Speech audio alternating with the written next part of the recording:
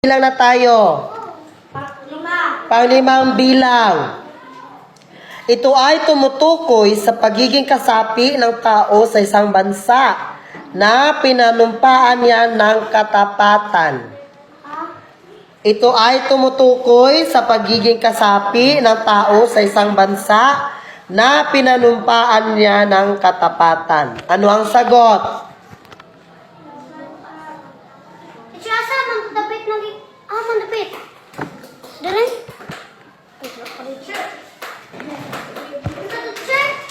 Ito ay tumutukoy sa pagiging kasapi ng tao sa isang bansa na pinanumpaan niya ng katapatan.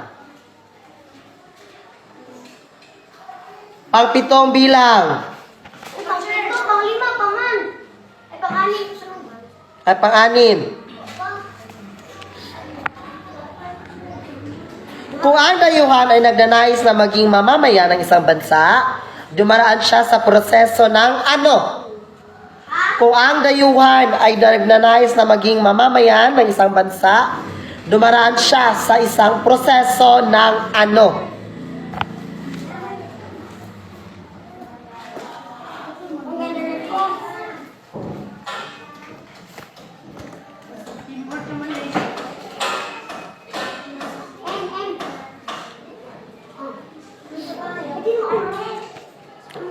Pang-pitong bilang. Ito ay nakaugnay sa lahi o pagiging kabilang sa pangkat. Ito ay nakaugnay sa lahi o pagiging kabilang sa pangkat. Ano ito? Pitong bilang. 8 naman.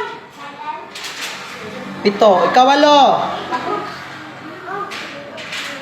Sa anong artikulo nabibilang ang pagkamamamayan? Sa anong artikulo nabibilang ang pagkamamamayan? Ano ang sagot?